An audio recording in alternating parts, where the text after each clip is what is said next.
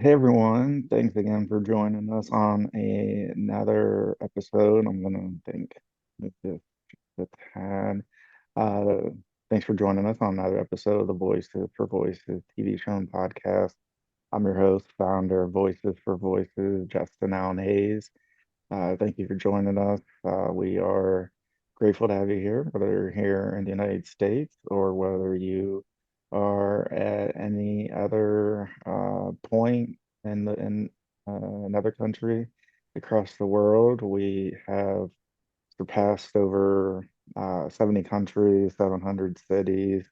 It's really remarkable, and we are gaining momentum as far as uh, having interest outside of the United States. So we thank you for doing that. If you haven't checked out our other episodes, again, we're uh, at least at the time of this filming, we've had at least 272 episodes that have dropped, and you can find us everywhere.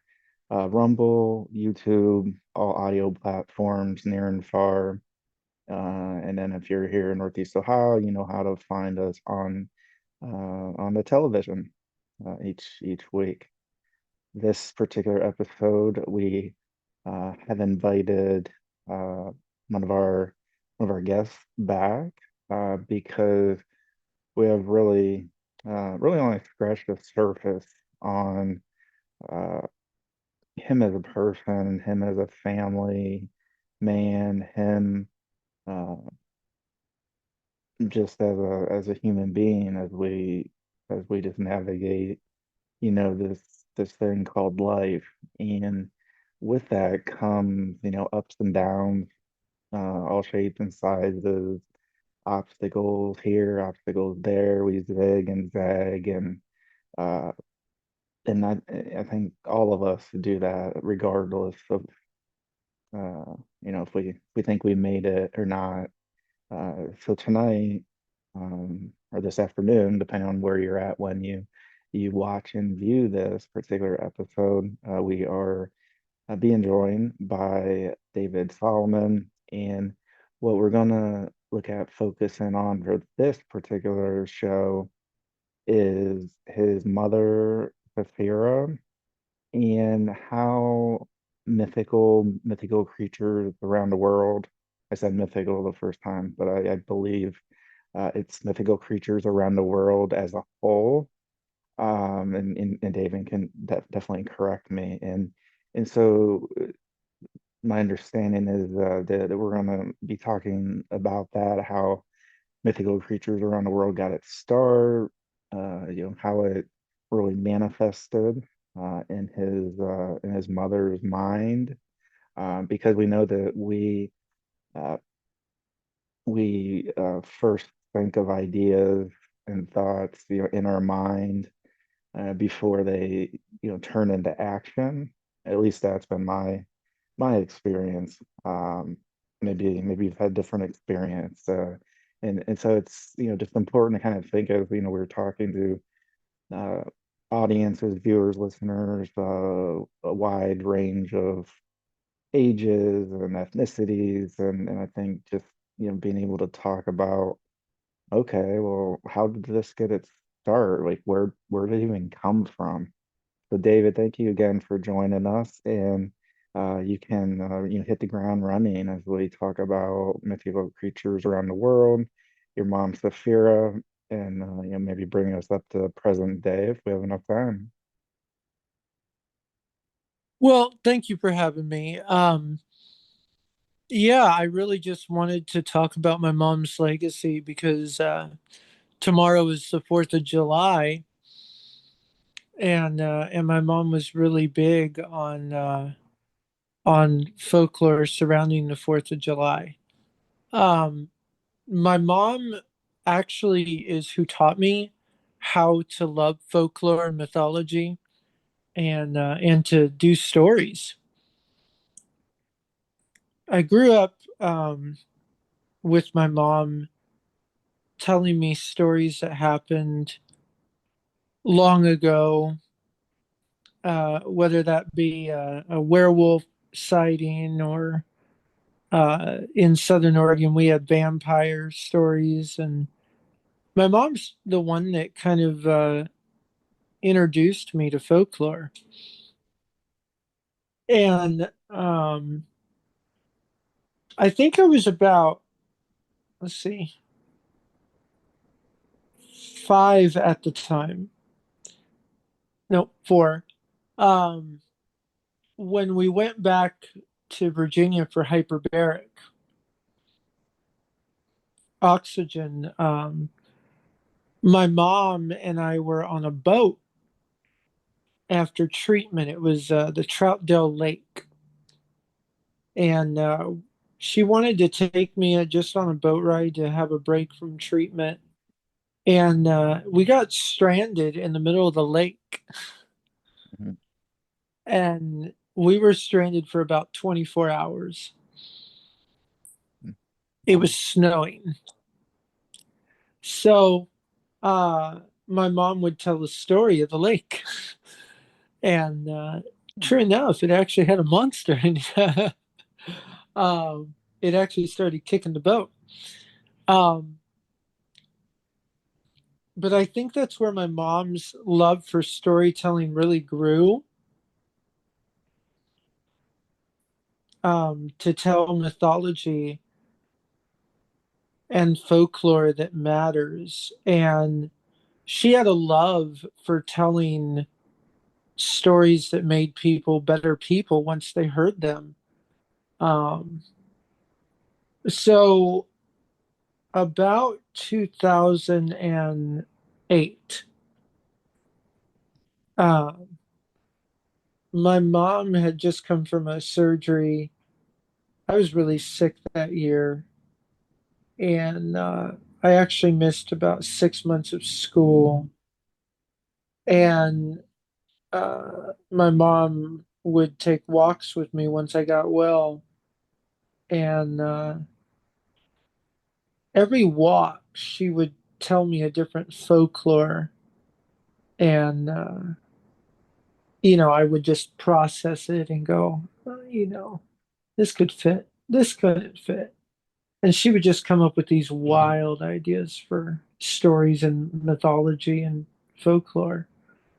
And then she started creating stories and TV shows and things from it. Um, about 2009, I contacted a Christian publisher with her because she wanted to tell her stories and we wanted to co-write and just really do all these really cool stories that had never been seen. So we did. And it was quite something, but those stories never got to be published due to the fact that we had to move in 2010. In 2011, my mom was diagnosed with non Hodgkin's lymphoma, stage 4 blood cancer. She had a tumor the size of a baseball. And in order to pass time, because people at church would make fun of her, she would sit in back. She would write. She would write these immaculate stories, Dragosaurus, and just all these Christian fantasy stories based on native folklore. And about Christmas, she she wrote one in particular and shared it with me, and told me the story behind it. And so I drew it for her, and it turned out to be a Christmas card.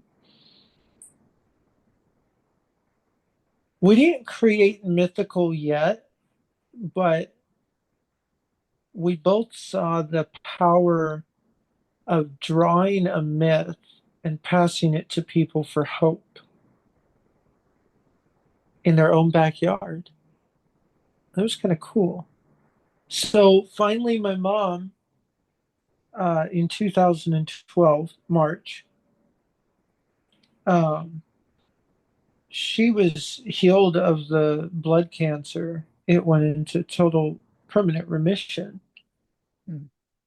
And that was the moment where my mom said, let's do something. And I got tired of learning about the Greek gods and the Norse gods and all the gods in mythology. And I just wanted to know about Oregon. Honestly, I wanted to know what was there. I wanted to know what was out there, if there was something out there, and and what the mythology was out there of Oregon. How did we get there? And so my mom investigated and found some things. And so she created the first post on mythical creatures, and I drew it. Hmm. And it was based on Irish mythology, technically Celtic, and it tied to the Bible because mom always tied mythology back to the Bible. The Blue Men of the Mitch. They were mermen in Scotland who were blue skinned and could cause storms. But the mythology was they were fallen angels and their wings were burned and they were cast to the abyss, the bottom of the ocean. That's the folklore. So mythical creatures was born that day as a bit of a ministry and to show the world who God was through culture. And then it grew, and mom and I started creating TV pilots and books for it. And there would be times where my mom would come up with a plot over the years and would go, I think this would be better, and your idea sucks. Mhm. There would be those moments. Yeah.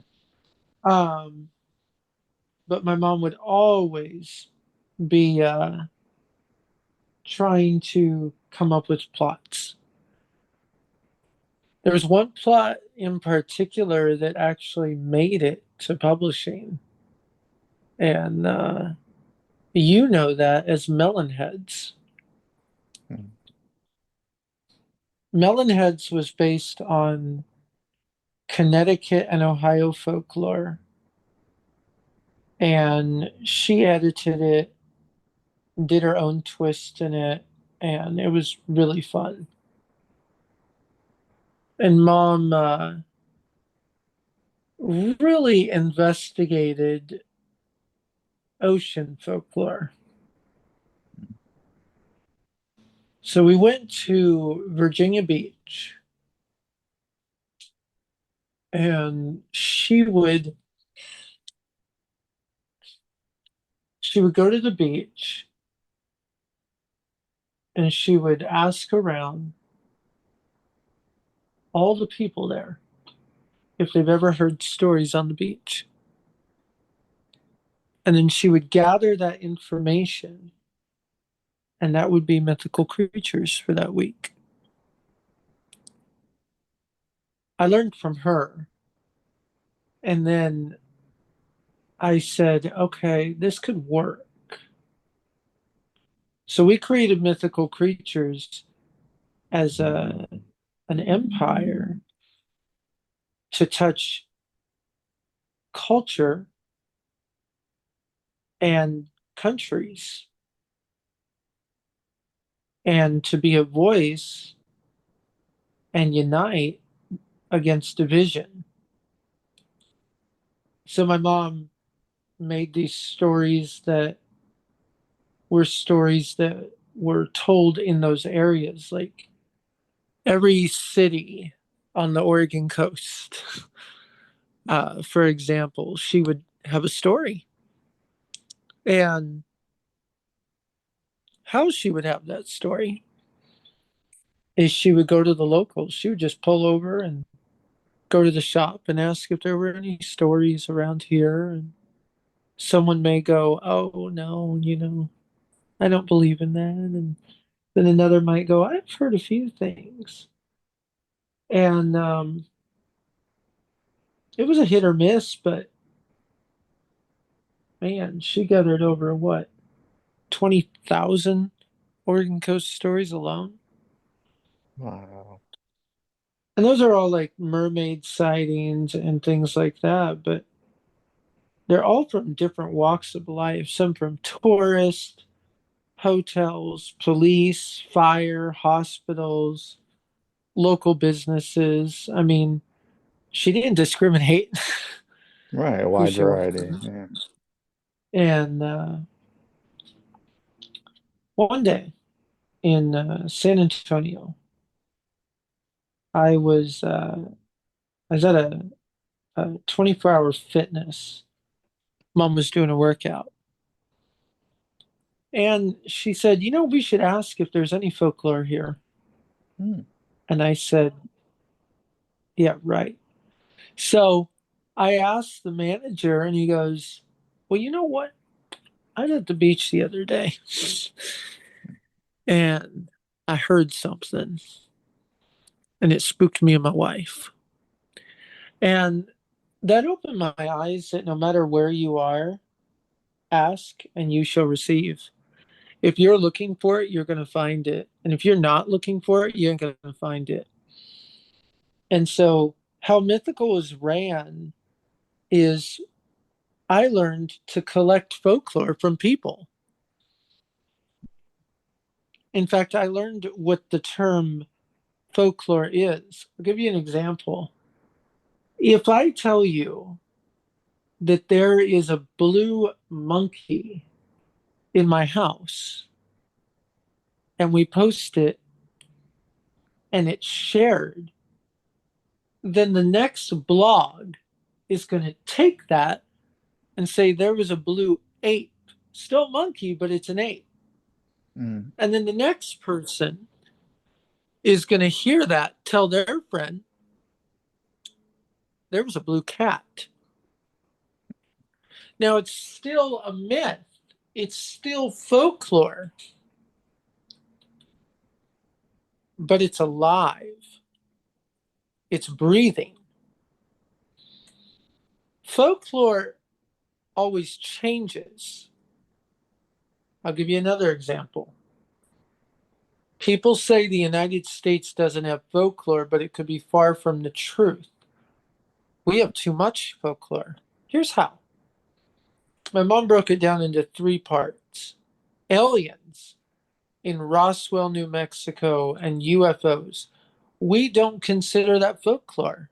But what is folklore? Folklore is a myth that cannot be explained, a creature or an entity of a sighting of something extraordinary beyond the human eye. Whether fairy, mermaid, centaur, satyr, harpy, elf, gnome, it doesn't matter. Folklore doesn't discriminate. What is an alien?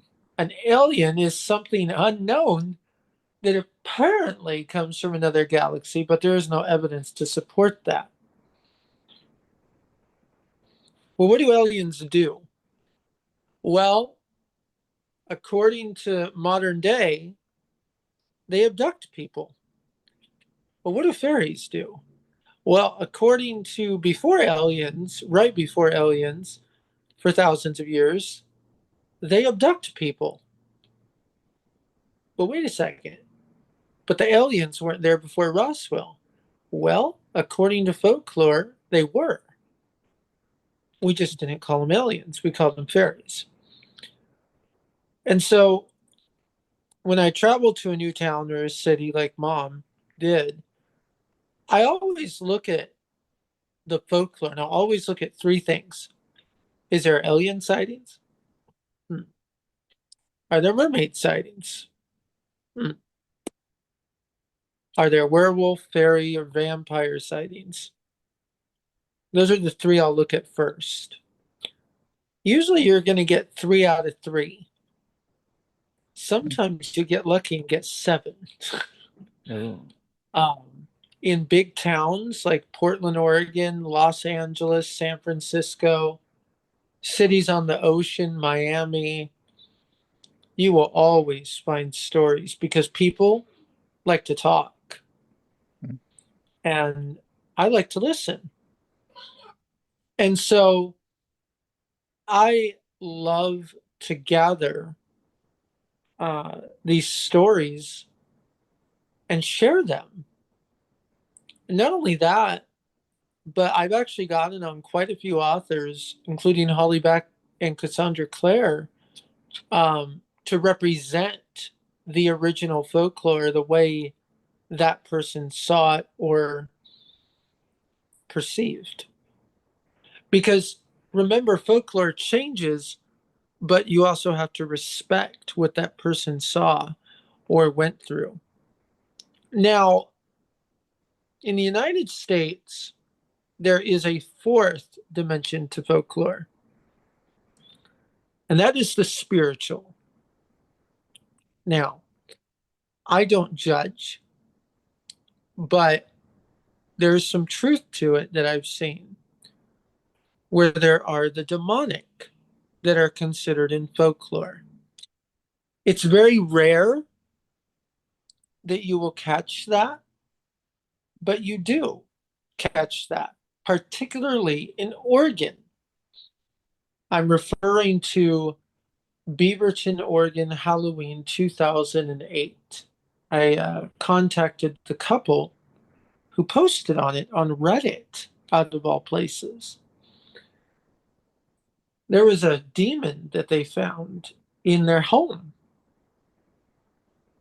And their home address is 6666, and I won't reveal the street, but that was interesting. And so, in a big metropolis like Portland, that area, you're going to find demonic. If you're in Cleveland or kind of in a rundown town like Baltimore, you're going to find demonic. Um, I was talking to someone earlier, great person, like she's really on fire with her folklore and really knows what she's talking about. And there is a belief about what's called the Marine Kingdom. Marine Kingdom are water spirits that some Christians believe can possess humans and or have influence. Now, Christianity spreads belief that fairies are demonic, mermaids are demonic, all these things are demonic. It depends on who you ask, it depends on what state you're in or city, then those things are true to that culture. So it doesn't matter about my personal belief, I portray it according to that culture. Personally, I have tied my own Native American mythology of my tribe to the Bible. And actually found that mermaids are in the Bible in more places than one. I also discovered that, like, no matter where you are in the world, everything reverts back to the Bible. So that's why mythical creatures around the world was created by my mom. So then my mom had a vision. My mom wanted to change the way things were done. So she wanted a spinoff for this country and a spinoff for that city so that each spinoff would touch each place in a unique way. Give me an example. If Baltimore is poverty, then our character would be poor and they would be bullied by the rich. If we're in Maryland on the coast and our family is rich, then the person would be bullied because there are poor people around them. And you would show a story of diversity, but you would also show being humble with your money and greed. And so mom had all these stories planned out for every city, every town, every beach, and we still do. And no matter where we would go, there would always be folklore. And it's true. No matter where you go, there's always a myth. Not one place in the world is there not a myth. Even if you're on a cruise ship in the middle of the ocean, there's going to be a myth. If you're on an airplane, there's going to be a myth. If you're in your home, trust me, people were there before you. And we call them ghosts. Again, I I view ghost as a culture belief because I found the meaning behind the word ghost, and people will disagree all day long, and that's not what I'm about. But I go out of my way to try and stay away from that. And so did my mom because of biblical reasons. That isn't to say I have a ghost here and there. There are ghosts in the Bible, but it's not very clear why they're there. Um, so anything that I do or my mom, we try to back it up in the Bible. And that's why Mythical Creatures was created, to be a platform for people to learn about these cool myths and not having to pick up a Percy Jackson book or Harry Potter. The same thing with Greek mythology, but have a myth right in the middle of your backyard. That's why Mythical Creatures around the world is created. And my mom had a love for collecting these stories and sharing them as a storyteller and pass it on to me. And so that's what I do to this day. Mm. Yeah, it's an amazing story how mythical creatures around the world got its start, how investigative, um, not saying investigative journaling or just talking to people, asking questions, and uh, it it is a little bit of a parallel, but uh, yeah, I think about the TV show Murder, She Wrote. You know, you have Jessica Fletcher, or any of these, shows where, these people are in these towns and they get involved for one reason or another, and and then they're looked at as uh, an expert because uh, they talk, but then they also listen. And I think in our day and age, listening is it's just one of those skills that a lot of us, we and I mean I'm guilty of this as I'm with all the shows we have and everything, wanting to share information and topics and that but sometimes we get kind of like media crazed. I don't know. I'm not using the right words. But any event, that we can learn a lot from those who are listeners, and we can, uh, yeah, I mean, not just learn, but be able to feel enriched after we talk or listen to somebody instead of, sharing our information. And there are times where, yeah, we want to share, we want to talk through. But then there's also times to listen. And I think it's an acquired sense, if we can call it that, of uh, being okay to sit or stand and listen to somebody talk, whether how interesting or whether how uninteresting what they're talking about. And so to bring that, listening ear that your mom had and pass that down to you, still to this day, of,